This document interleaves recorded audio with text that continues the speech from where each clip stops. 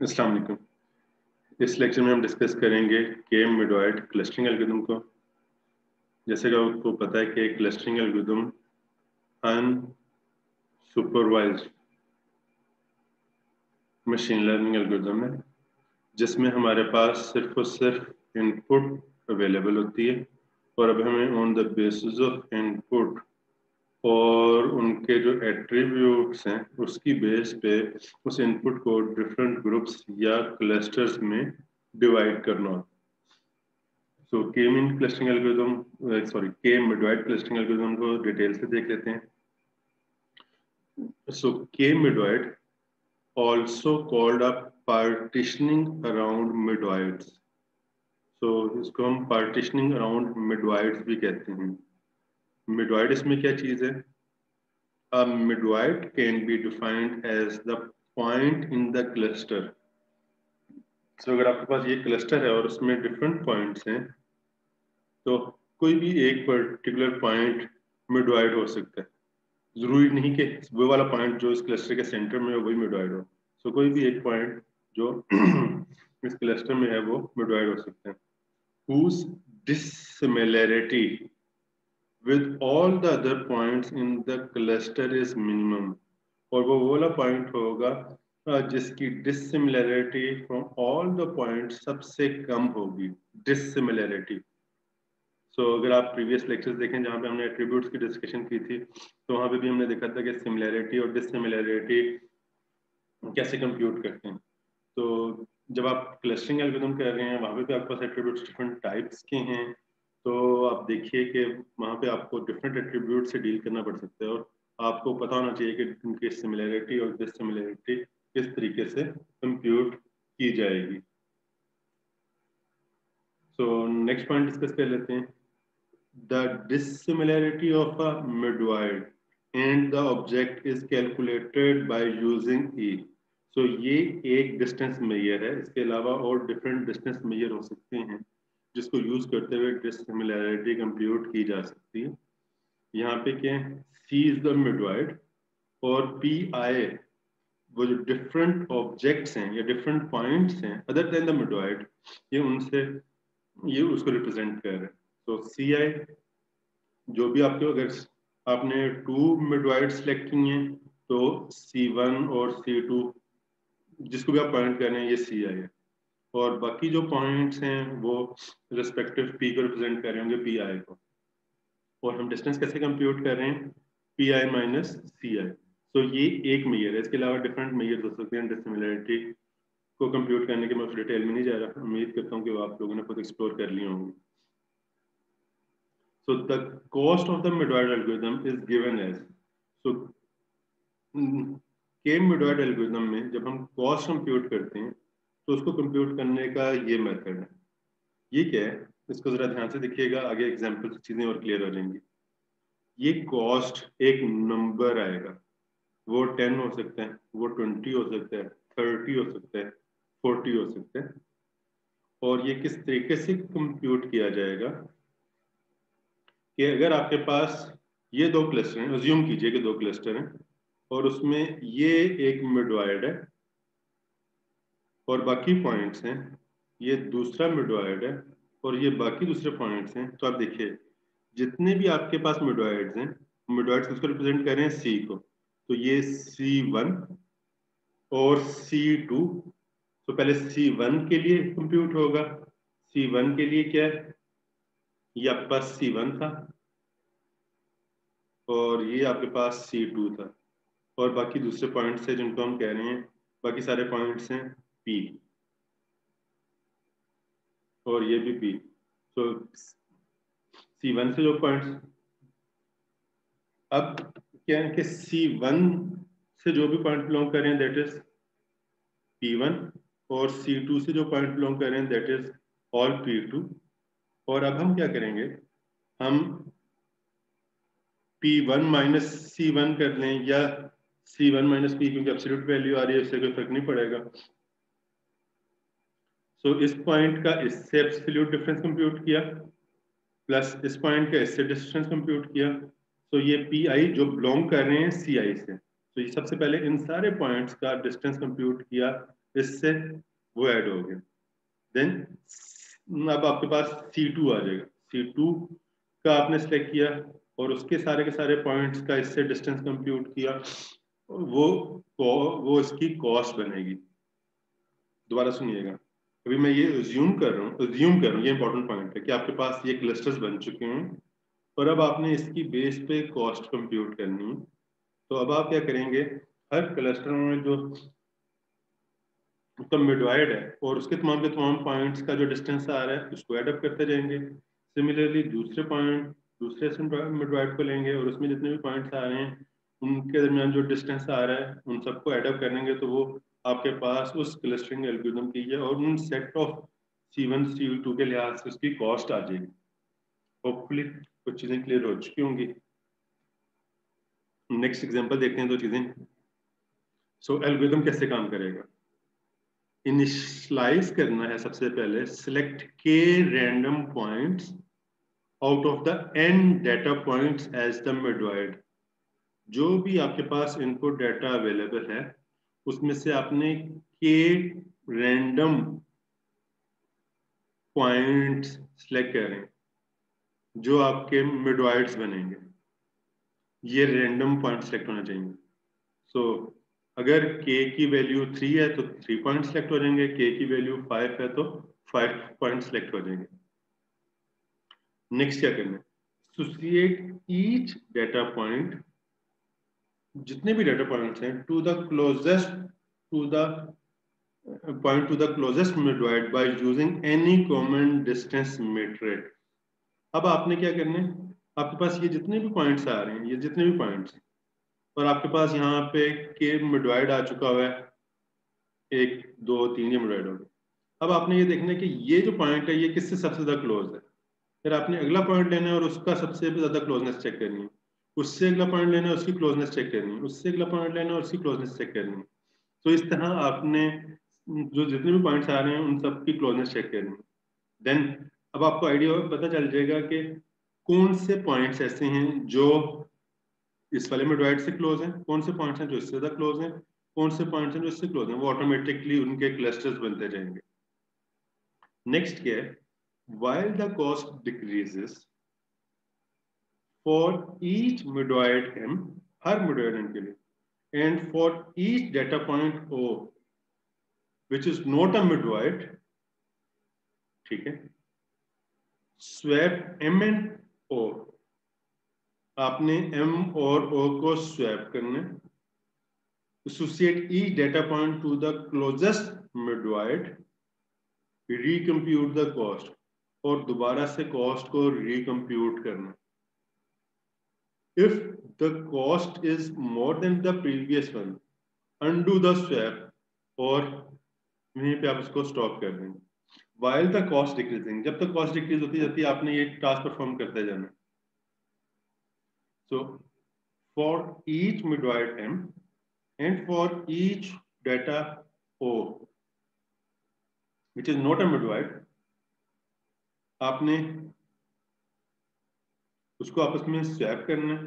अब आपके पास नए मिडवर्ड आ जाएंगे, उनकी दोबारा से रिकम्प्यूट करनी है कॉस्ट, और चेक किया कि क्या ये जो नई कॉस्ट है प्रीवियस से कम है। अगर कम है तो आप यही काम रिपीटेडली परफॉर्म करते जाएंगे उस वक्त तक जब तक के ये कंडीशन वायलेट ना हो जाए।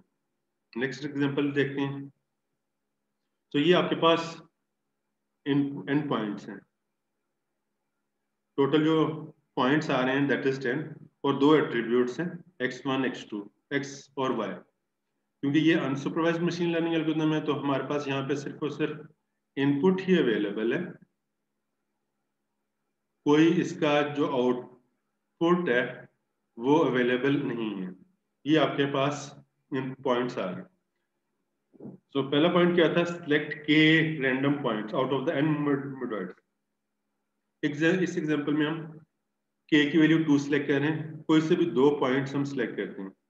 तो यहाँ पे हमने इन तमाम पॉइंट्स को x और y के लिहाज से प्लॉट कर दिया। ये सारे वो पॉइंट्स आ रहे हैं और आप देख सकते हैं इनका जो काउंट है वो 10 है। 1 2 3 4 5 6 7 8 9 और ये 10 पॉइंट्स आ रहे हैं।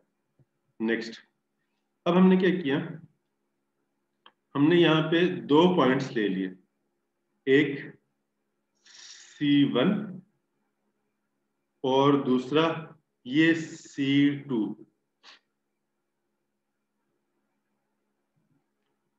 सो अब अगर आप ये देखें तो हमारे पास जो पॉइंट्स आ रहे हैं दैट इज 3, 4 और 7, 4। ये दो पॉइंट्स हमने रैंडमली सिलेक्ट कर लिए। उसके बाद the dissimilarity of each non medoid point with the medoid is calculated. So अब हमने सिर्फ इन पॉइंट्स की डिसिमिलैरिटी नहीं कंप्यूट करनी,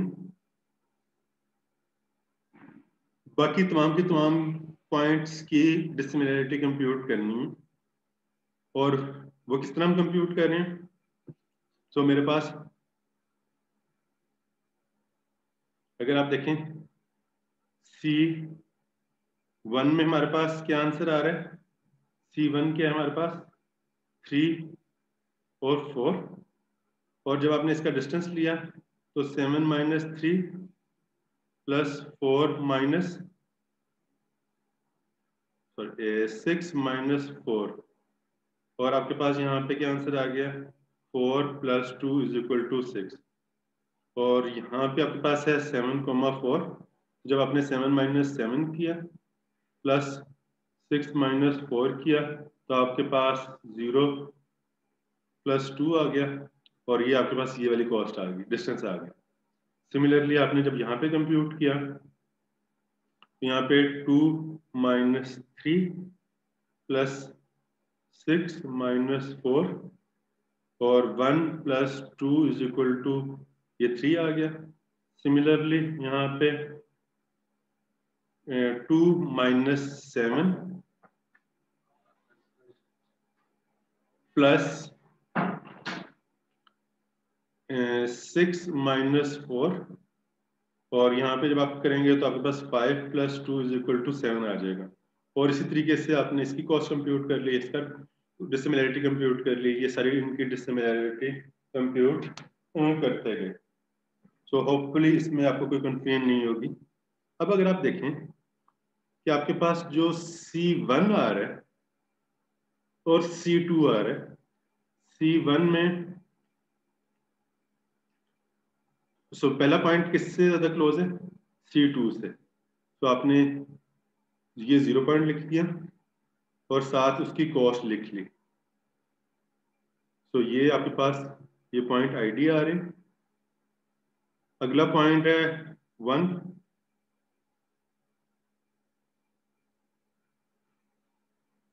और उसकी कॉस्ट आ गई।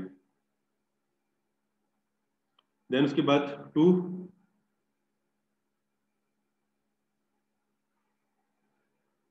और उसकी कॉस्ट आपके पास 4 आ गई। देन 3, और उसकी कॉस्ट आपके पास 2 आ गई।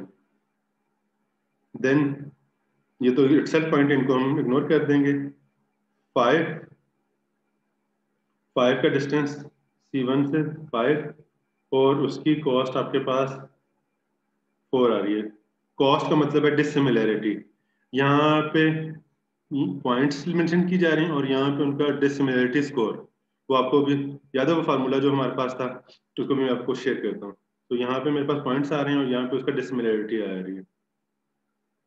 तो 6 के केस में जो डिसिमिलैरिटी आ रही है, 6 बिलोंग करता है C2 से। सिमिलरली जो 7 है वो बिलोंग करता है C2 से, और उसका डिस्टेंस डिसिमिलैरिटी 1 है। 8 भी इससे बिलोंग करता है। That's it.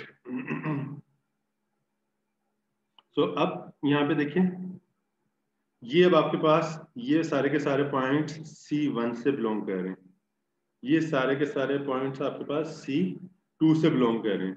अब आप आते हैं इस एक्सप्रेशन पे जो आपसे बात हो रही थी कि आप कॉस्ट कैसे कंप्यूट करेंगे विद द अजम्पशन कि आपके पास क्लस्टर्स हो चुके हैं। अब आप ये देखेंगे, ये अब मैंने आप उस एग्जांपल में आपके पास C1 में कौन कौन से पॉइंट्स हैं और C2 में कौन कौन से पॉइंट्स हैं, और उनकी ये जो डिस्टेंस है ये भी लिख दिया है। तो आपके पास पॉइंट्स और उनकी डिस्टेंसेस यहाँ पे आ रहे हैं, ये कंप्यूट हो गए। अब जस्ट आपने उनको एडअप करना। तो अगर आप इन सब को एडअप करें तो आपके पास यहाँ पे आ रहा है 11 और यहाँ पे आ रहा है 8। सो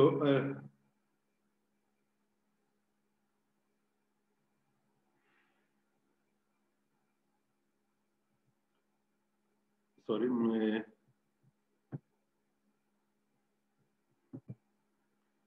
यहाँ पे सॉरी एक मिस्टेक होगी कि इसकी जो कॉस्ट है 6 पॉइंट की वो 3 थी जी। तो यहाँ पे अब आपके पास आ रहा है 5 9। सो 11 प्लस 9 आपके पास जो कॉस्ट आ जाएगी दैट इज 20। सो जस्ट एक थोड़ी सी क्लैरिटी कि ये जो 6 पॉइंट की जो कॉस्ट यहाँ पे हम लिख रहे हैं, इसका जो डिस्टेंस लिख रहे हैं दैट इज 3, वो पहले मिस्टेक के लिए मैंने 2 लिख दिया था।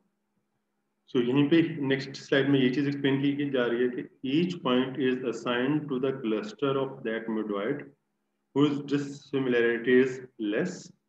So the point 1, 2 and 5 belongs to C1 और जो 0, 3, 6 ये सारे के सारे पॉइंट्स C2 से बिलोंग हो गए, जो हमने यहाँ पे कर दिया था। नेक्स्ट उसके बाद आपने कॉस्ट कंप्यूट करनी है। कॉस्ट जब कंप्यूट की तो आपने उन सब की डिसिमिलरिटी को लिया और आपके पास ये आंसर आ गया। Next step 3, now randomly select one non medoid data point.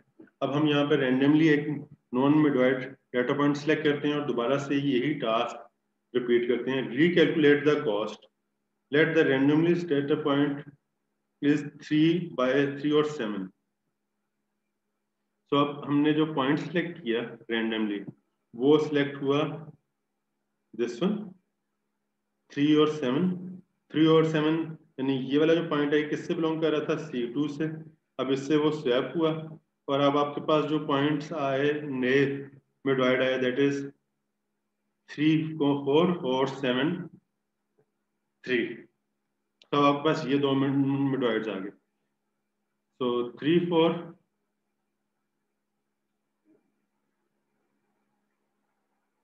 तो 3 4 और ये दो मिडवाइड्स आ गए 7 3। इसकी बेस पे जब दोबारा से वो कंप्यूट किया तो आप देख सकते हैं कि 7 माइनस 3 प्लस 6 माइनस 4 और यहाँ पे आ गया 4 प्लस 2 इज इक्वल टू 6। इसी तरीके से 7 माइनस 7 प्लस 6 माइनस 3 और ये 3 आ गए और ये सारों के तमाम डिस्टेंस आ गए हैं। अगेन हमने उनके डिस्टेंसेस कंप्यूट नहीं किए जो मिडवाइड के अगेंस्ट आ रहे हैं। अब अगर आप यहाँ पे देखिए कि आपके पास C1 में जो पॉइंट्स आ रहे हैं, C1 में जो पॉइंट्स आ रहे हैं ये C1 में, ये C1 में इसका डिस्टेंस कम है, ये भी C1 में, देन ये C2 में, ये C2 में, then C2 C1 C2 C2। तो एक दफा वेरीफाई कर लेते हैं, ये C2 में, C2 में, ये C1 में, C2 में, C2 में और ये अगेन C1 में, C1 में। सो C1 में जो पॉइंट्स आ रहे हैं दैट इज 1 2 और 5 और उनके जो डिस्टेंसेस आ रहे हैं दैट इज 3 4 और 4। C2 में जो पॉइंट्स आ रहे हैं 0 3 4 6 और 8 और 0 में हमारे पास आ रहा है 3 3 में हमारे पास आ रहा है 3 4 में हमारे पास आ रहा है 1 6 में हमारे पास आ रहा है 2 और ये 2।